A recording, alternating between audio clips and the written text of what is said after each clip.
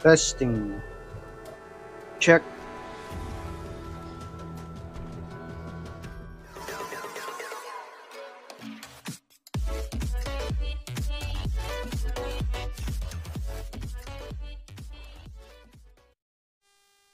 Okay, so balik tayo.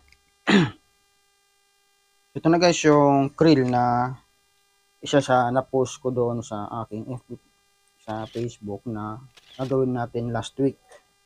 Kaya lang hindi inabot. Ngayong week na to, ang salang niya. Ayan. Ang issue nito, Vortec yata yon, Vortec or try natin, plug in nga natin pala. So hindi ko na to ay tawag yan. Nilinisan lang namin to, hinangin-hanginan lang namin. Last week pa. Kaya ayan, di ko muna nga ginawa. At plug in muna natin. Ayan, power on natin diretso. Ayan. Ayan. So ayan siya. Mayroon na siyang signal agad sa magkabilaan, tsaka nakaprotect yung kabila. Ayan, nakaprotect yung kabila. So yun yung issue niya.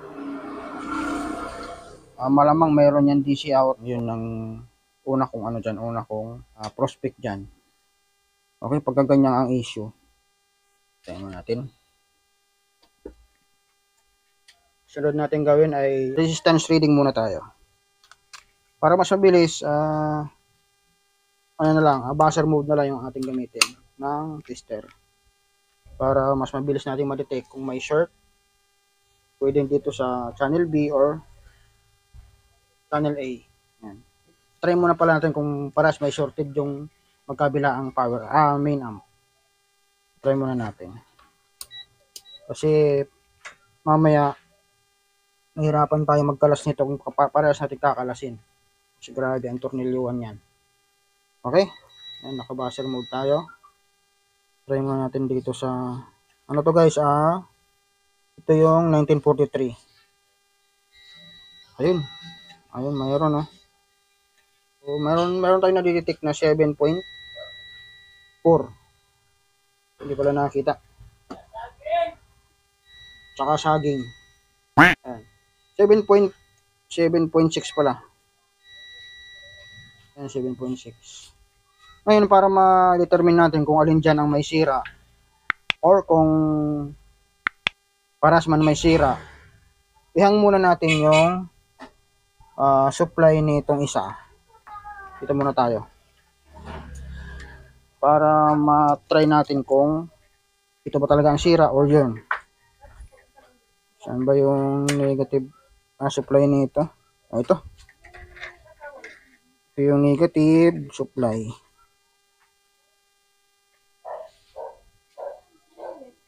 Tapos ang positive sa baba. Ayun. Ito guys yung supply. At ito naman yung speaker out. Okay, para ulitin natin. Para ma-try natin kung shorted pa din. Okay, shorted pa din. Okay, ganun din sa kabila. Try din natin na ihang yung supply positive at negative. Sana makita. So ito yung positive. Tapos sa baba naman ang negative. Okay, so subukan natin ulit. Ito na lang. Ganun din.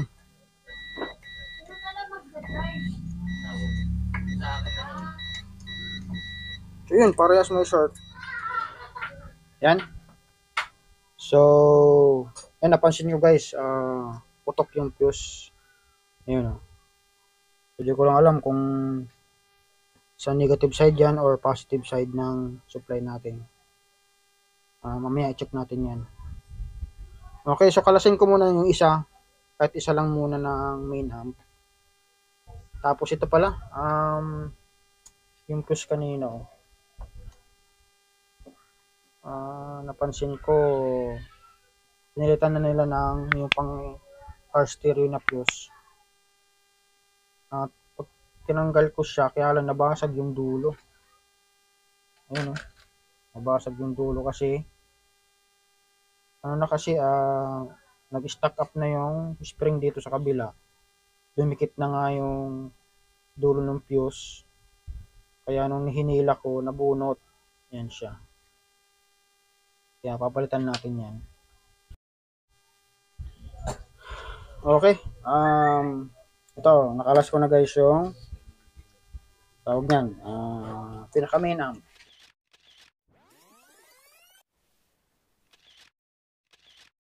Ito na. So, i-plug in muna natin. Try muna natin kung okay na yung supply. Pinalitan ko na rin pala ng fuse yan. So, bali, yung isa lang naman yung nabusted. Okay, tapos, ito pala guys, kung magkakalas kayo ng mga ganyan, lalo at maraming, wirings na nakakonect sa mainboard. So, lagyan nyo lang ng tagging or yung marking. Yan, nilagyan ko ng marking yan para hindi tayo malito pagbalik mamaya. Okay, so plug in muna natin at try natin kung magkano yung voltahe dyan. Ay, kung ilan yung voltahe na supply ng main amp. Yan. At ay pala, yung fuse pala, at binalik ko na lang muna. Pinilit ko lang na ipag-connect kasi medyo naglulos na nga. Palitan pa rin natin yan mamaya. Para sure tayo. Pero yun, sa ngayon, kung apit pa naman, okay pa yan. Okay, so abangan na nga natin dito ng tester. So, ito yung negative o yung ground. At ito yung positive. Ito na yung positive supply. Yung isa yung negative. Yung kulay blue. Yan. So, yun. Plug in.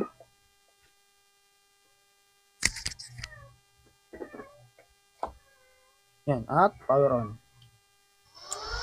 Okay. Yun. Lakas ng blower, oh. Yan. So, bali 117.5. Kita ba? Yan. So, grabe. Taas na rin pala ng supply ng minamp niya. Tapos, yung negative. Yun natin. Ganoon din. 117. Yan. Ganoon din yung kabila. So, paras lang naman to guys. Paras lang naman yun. 117. Yan. Okay, so normal na yung ating main yung power supply. Yan, plug out natin ang ingay. So okay na yung power supply natin. At ayun, doon tayo magpo-focus ngayon sa main amp na dalawa kasi puro may sira yung dalawa. Okay, so update na lang tayo mamaya or bukas kung ano yung mga makita nating sira dyan at kung ano-ano yung mga palitan. Much later. Okay, so balik tayo.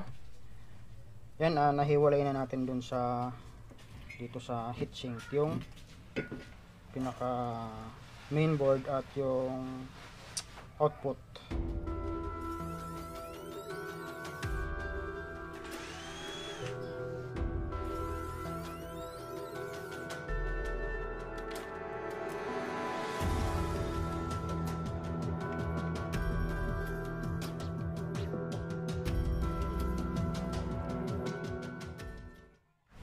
Parehas na, ito yung isa.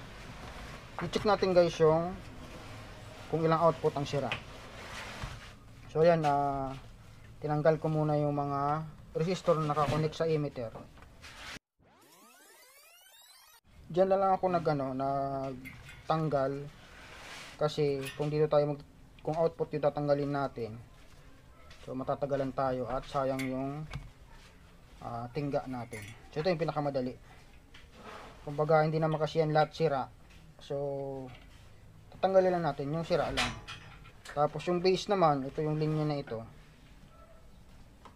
itong linya na ito, ay pala makita, ayan, itong linya na ito, ito yung lahat ng base.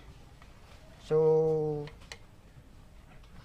di ko pala natanggal dito sa itong na to, jumper na yan.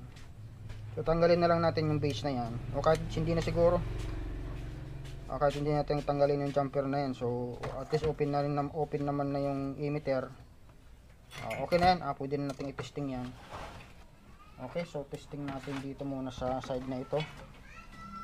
Dito na lang pala tayo sa base emitter na lang tayo magko-connect ng test prod o test probe para malaman natin kung saan yung may short. So ito wala.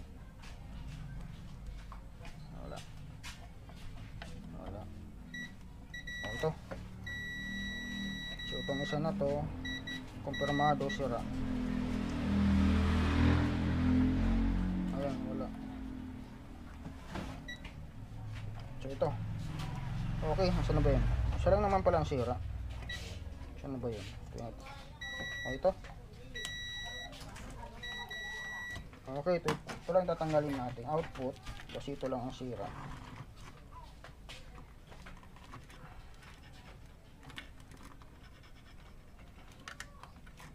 So ito guys, sa pagtatanggal ng output, alalay lang tayo dapat sa pagtanggal kasi sayang naman baka matuklap yung layout ng board, so masisira. Ito kahit hindi mo na sa i-pump, pwede mo na sang hilahin, basta tunawin mo lang yung tingga. Ayan o, tanggal na. Ayan, double check na natin. Ayan o. Okay, so 1 point. Isa lang naman yung sira dito sa NPN. Try natin yung mga resistor. Ayan, okay naman yan malamang. Dito na lang sa kung saan may short na output. Okay, hindi naman nag-open yung resistor. Ayan. Tayo sa kabila. Dito tayo sa PNP. So try din natin kung ilan dito ang sira para makita. Ayan. So ano ba yung emitter?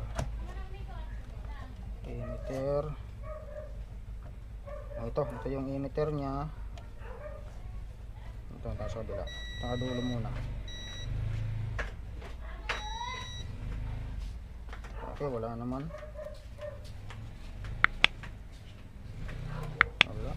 Puti naman, konti lang sira. O ito, isa lang din yata dito sa side na to.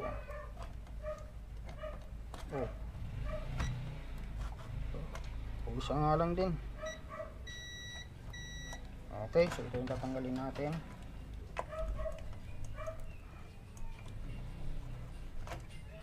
Ayan, diretso lang natin butasan yung butas para mamaya pagbalik natin sasalpak na lang yung output. Okay, so tag-isa lang yung output na sira. Ayan o. Okay, so 2 point. Okay, so yun lang. Try natin uling resistor nag-open.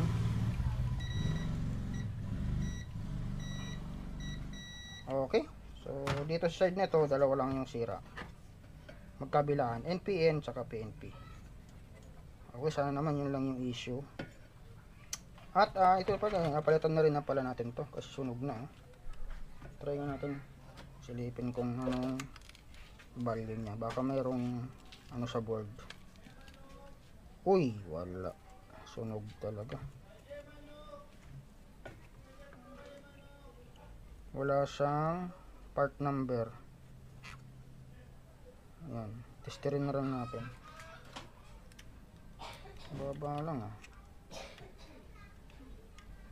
ano lang tayo sa digital na lang, baka ma-detect niya sa mababang o dun sa buzzer mode.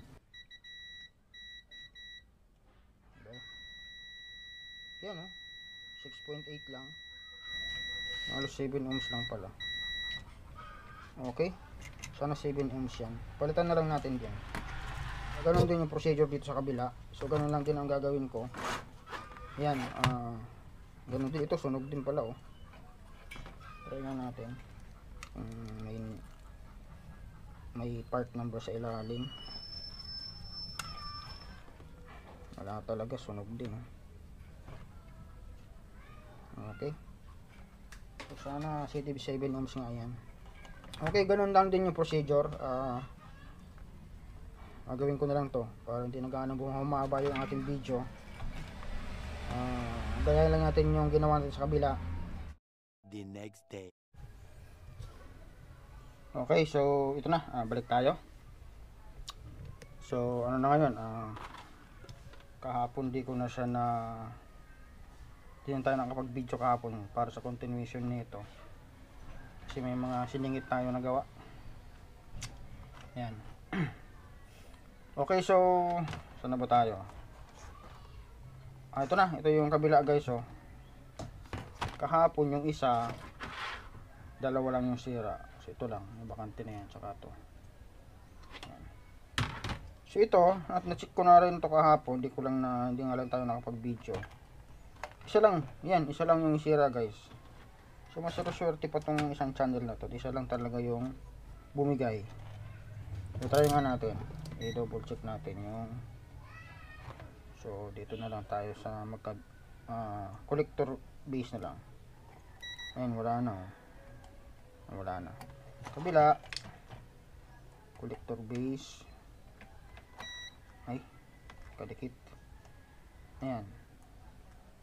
So wala na siyang short.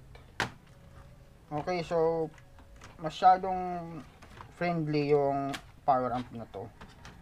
Kasi ano lang, bali isa lang ang bumigay dito, doon dalawa. Try mo natin i-plug in or isalan doon sa pinaka niya, pinaka supply. So kahit ganyan lang muna yung setup ng ano na yan, pwede naman natin i-plug in yan. At ito, papalitan muna ang para natin to. Papalitan muna natin to, tapos linisan natin yung ano na yan, yung sunog na yan. Ganon din yung kabila. Okay?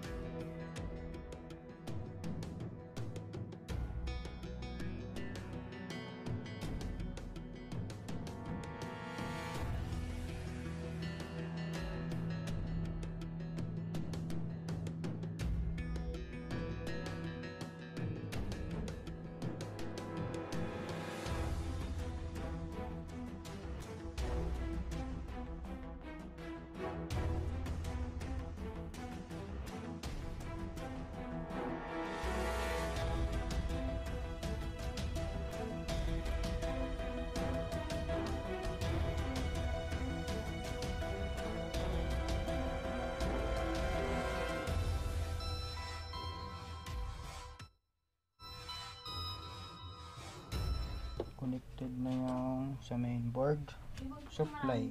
Try natin. So ang nangyari, ano ba yung huling video natin? So walang bias. Flashback.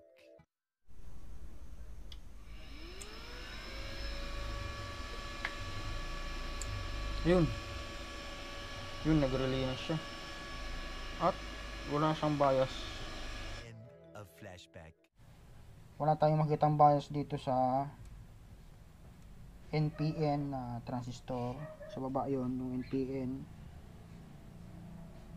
Tama ba? Nasa baba yung NPN, nandito yung PNP sa taas. Ang kabilaan niya yun wala. So kasi ilang araw na to guys na ginagawa ko, bali ito na lang yung natira dun sa mga na post ko sa Facebook na line up ko nung week na yon. So napinding ito at ito na lang yung natira. So sana matapos na to ngayon. Okay, so binalikan ko lang to ngayon dahil si boss may-ari nito ay in-update na tayo. Ayan. Kumbaga malapit na yung due date na napag-usapan namin. Okay, so binalik ko na yung mga wirings nya. Hindi nga pala yung ginawa natin dito. Okay, so Meron tayong nakita pala na resistor guys na nag-open din. Hindi ko napansin. So 5 watts dito sa bandang yun, dun sa may NPN na side. So nagpalit tayo nun at dinouble check ko na rin yung mga iba pang parts dyan. So wala naman tayong ibang nakita na ibang problema or parts na sira. Nag resistance reading sa mga resistor. Dinouble check natin na wala nag-change value na resistor. O kaya nag-leak ng mga transistor dyan o yung mga switching at drive at yung bias. So try natin kung ano mangyayari. So gamit ulit tayo ng alligator clip para iwas kamay at para hindi tayo mahirapang mag plug in. Okay, so i-connect ko lang to sa base at emitter nitong output transistor natin dito sa PNP. Hindi NPN pala, sa NPN side ng ating output. So yun, kinonik ko dun sa bandang baba ng output at i-monitor natin kung ano mangyayari sa bias natin. So natin yung ilaw. So yun lang naman yung issue guys, walang bias at wala siyang bias. Supply okay naman. Yan. So yun na lang yung abangan natin yung bias. Okay, at ayan. So connected na. So mamaya try din pala natin dito sa NPN side ng output. So plug in. May power on na pala natin diretso. Yan, power on. At plug in. Bali nga, double check. Double check. Okay, nakakabit naman yung thermostat. Okay, plug in. Yun, nawala. Ilaw. At di na kayo nakikita pala sa camera yung tester. Okay, plug in. Ayun.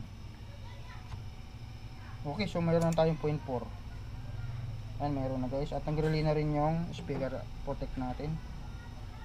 At ayan, okay na, wala na siyang protect issue sa indicator sa harap. Yan, okay, mayroon na siyang bias guys. So 0.4. Yan yung NPN side ng ating output. So try nga natin sa PNP. So hawakan ko na lang yung tester. 2.5 volts DC. So try natin kung mayroon. Uy, hindi makita. Sana makita. Ayan. Whoop, sana hindi magdikit.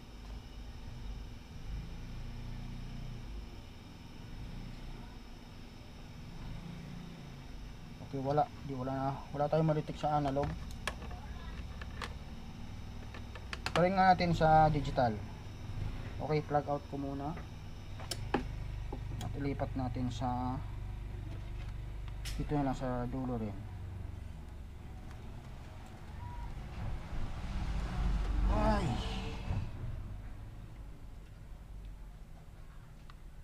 Okay, so ayan.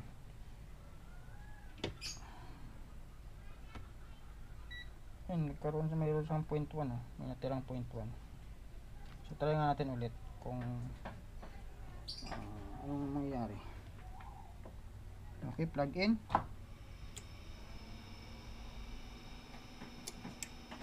Ayun, so may 0.1.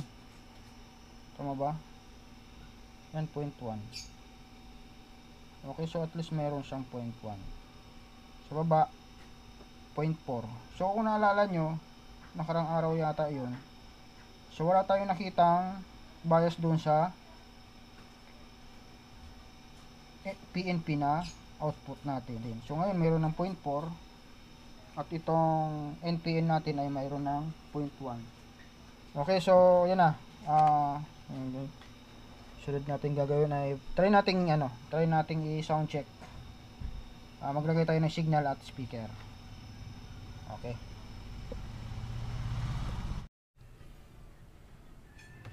Okay, maglagay tayo ng signal. So ito yung input. Yan. At speak on guys, para sa speaker. So ito na yung channel B pala. Nasa channel B na tayo kasi yung channel A ay tapos na natin gawin. Okay, so yan, meron ng speak on. At try natin.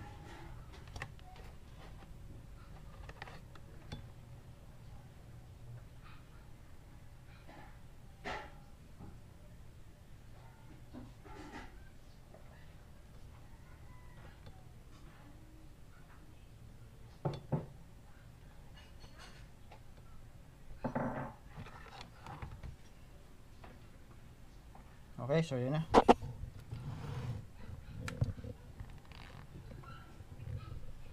At okay, power on. Naka-plug in pa. Power on. Yan. Ayun, mayroon siyang 0.1 na rin. Okay, volume. Ayun.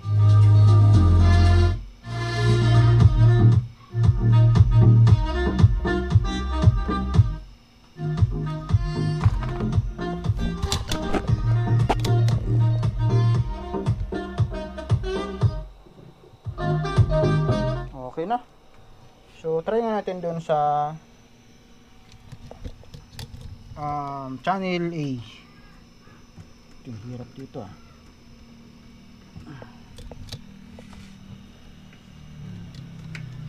Whoop! Ayan. Hirap. Skip kasi. So channel A. Ay, may input na rin tayo sa channel A. Oo. Channel A. Yung volume.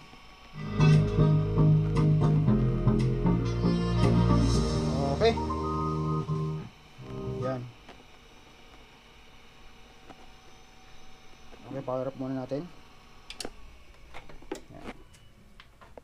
Okay, so ayan na, pwede na. Ayan, ano lang natin, final ano tayo. Ito, ikakabit lang natin yung output na kulang dito kasi hindi pa natin nakabit yung dalawang nasira sa kanya o hindi pa natin napapalitan. Yun, tapos linis ko na lang. Babalik natin yung board, mga tornilyo, out yung output. Okay, so ayan. Tapos ito pa pala guys, hanapan pa natin ng fuse to. Wala tayong ano dito, baga kasi nga sulog na yan. So hanap tayo ng mas magandang fuse holder na pwede dito. Okay.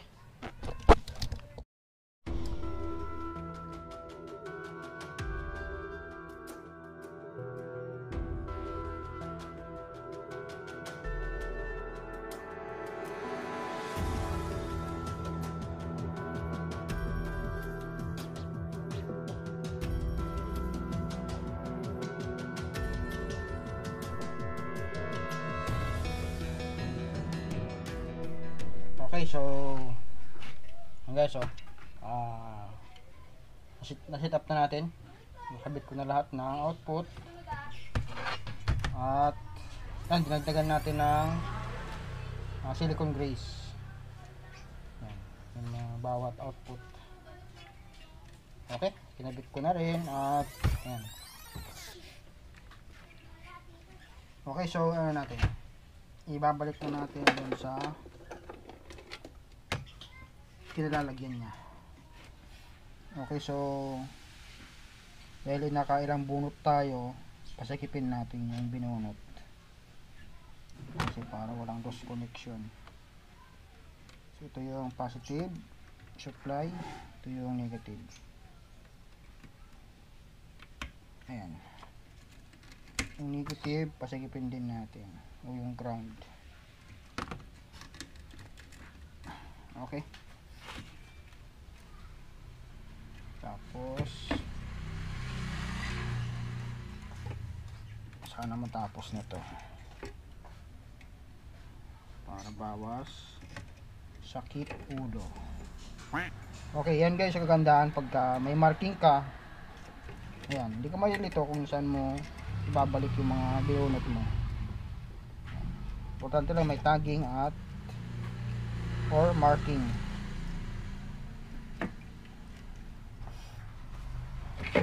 Okay, pa-plaster ko muna guys, tapos sound check natin. Ayan. Okay, so yan. Okay, so na-plaster natin guys at ito. Nalagyan na natin ng fuse holder.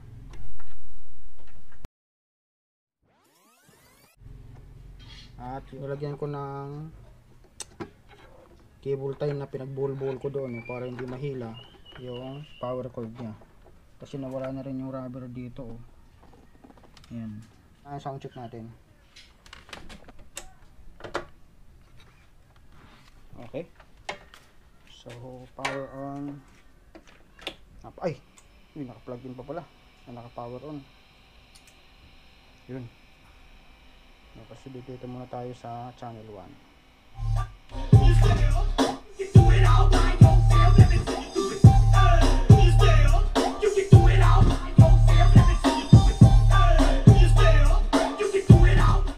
Channel 2.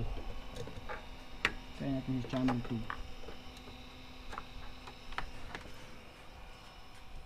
So ito puprovide ko pala tayo ng ano guys, ng knob kasing hawig nito. Baka mayroon tayong mga stock dyan.